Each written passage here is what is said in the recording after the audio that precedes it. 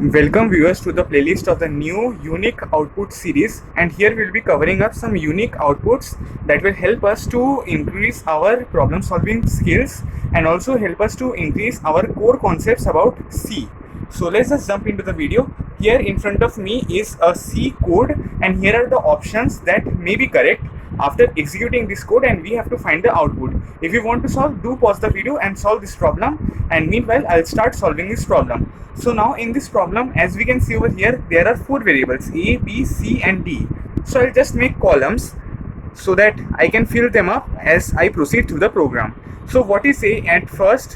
1, and what is B? It is 1. Okay.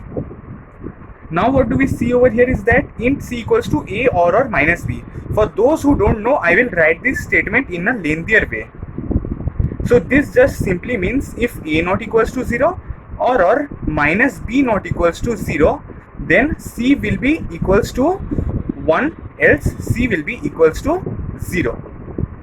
So what does this mean? That if either of these conditions are satisfied, and why am I saying either? Because here we have used this or operator. If there was and, we would have said that both these conditions need to be satisfied.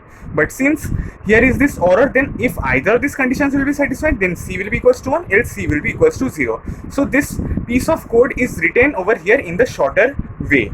So what does this mean? That if A is true, which means if A is not false and minus B is also true and not false, then C will be equals to 1. So what do we see over here is that A is 1, which means A is not equals to 0. So one of the conditions is satisfied, and hence the if block will be executed and C will be equals to 1. So now you can think that whether this condition will be checked or not. So the answer is no.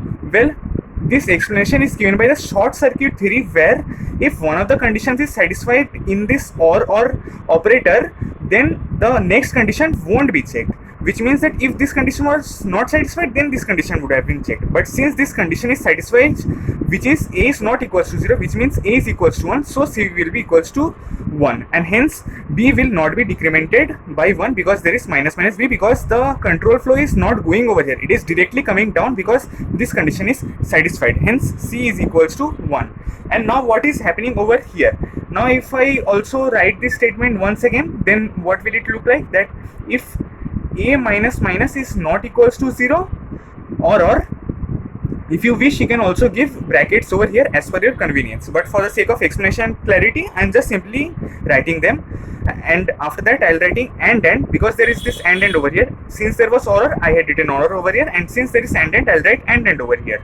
So if my A minus not equals to 0 and minus B is not equals to 0, then D will be equals to 1, else D will be equals to 0. So this small piece of code is what is represented over here in the bigger way, so that you all can understand this.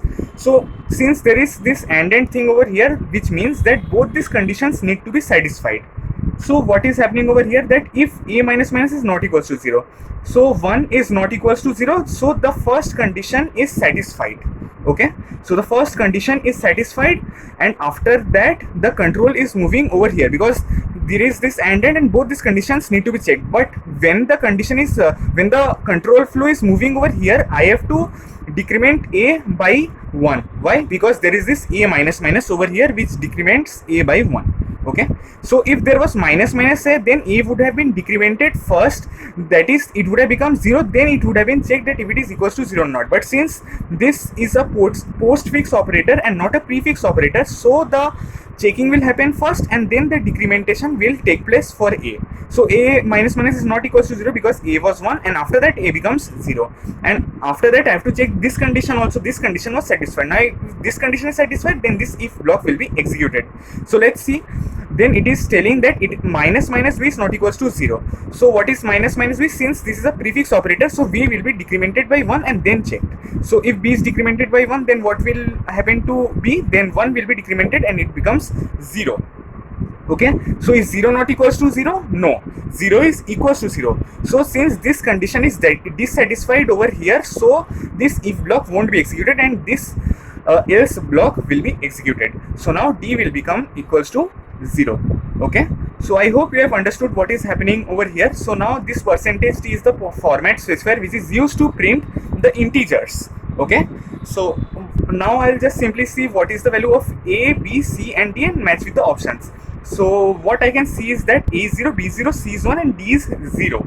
So this option B seems to be the matching option, so I will tick this one and B is the correct option. Okay, so now we will see some other output questions as well, and here is another question that is presented in front of you. Do solve this problem on your own before going to check out the solutions, and do pause the video if you are actually solving the problems. So now I'll solve the problem, and for those of you who have already solved this, you can verify your answers. So yet again there are three variables x, y and z. So here you can see that x block has just been declared, the variable x has just been declared, and meanwhile y and z have been initialized with the declaration. So I'll just not fill the x block, I'll write under y 5 and z will also be equals to 5. So now here is this statement where x equals to y double equals to z. So now what does this mean? This means that first y will be checked with z and then whatever value comes it will be put inside x. So now if I expand this and write it in the longer way, then it will be something like this, that if y equals to z, then x will be 1, else x will be equals to 0, which means that y1 and y0. So in most of the programming language 0 means false and 1 means true.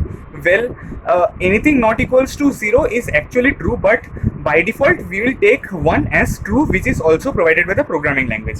So now why are we checking y equals to z before and not assigning the x to y first, and why this double equals to is happening first? So if you want to know this, then you have to know what is precedence and what is associativity.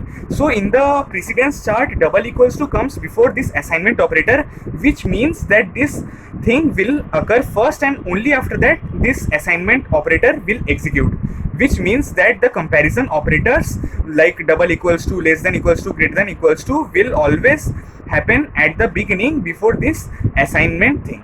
Okay, so now the checking will happen if y is equals to z or not. Yes, y is equals to z because both y and z are having the values as 5.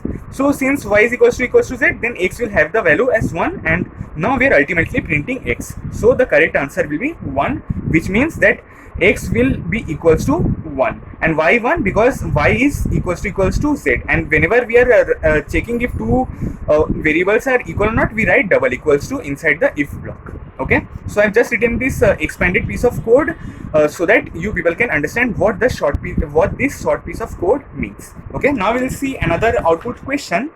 So here is yet again another question, and you may pause the video and think about the solution. Meanwhile, I'll start solving the problem, and if you have already solved the problem, then you can see whether your solution is correct or not. Okay, so now what we will do is that there is just one variable in this program, 8.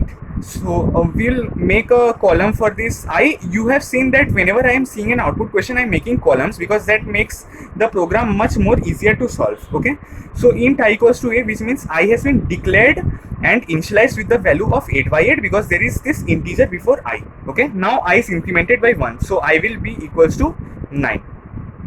Now what is happening that we are printing something over here. So percentage d prints an integer. So let's see what is this integer over here. So what is happening is that plus I is happening first because it is inside the bracket. So now we'll increment I by 1 and write 10, and then it is happening 10 plus plus. So that is not possible. So what I am trying to tell over here is that whenever we write something like int a equals to 5, then a is the L value and 5 is the R value. Okay, we can apply this postfix and prefix operations only on the L value, just like over here. Here I is the L value, and after incrementing I by 1, which means after doing the postfix operator, we are getting is over here 9. Okay, so what the output we are getting is the R value. So I is the L value and the output we are getting is the R value.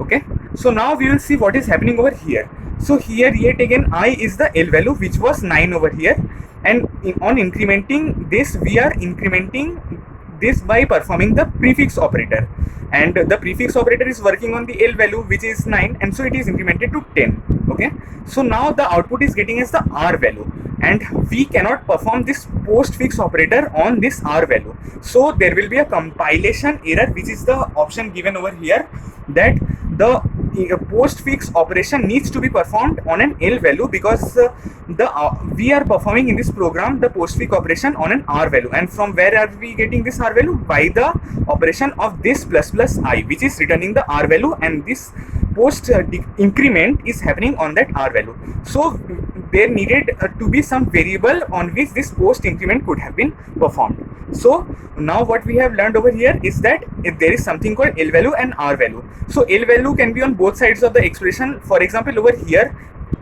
the L value is over on the right hand side, but this R value can only be on the right hand side and not on the left hand side, because we cannot write something like int 5 equals to C, because this will throw an compilation error, because R value can only be on the right hand side, while L value can also be on the left hand side and also on the right hand side.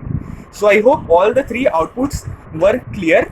And just one thing, that I had told something about the short circuit theory over here, where if one of the conditions were satisfied, then this other condition would not be checked because there was this error. So this was that short circuit theory, and I hope all the three questions were quite clear to you. And if you have any doubts, do ask in the comments.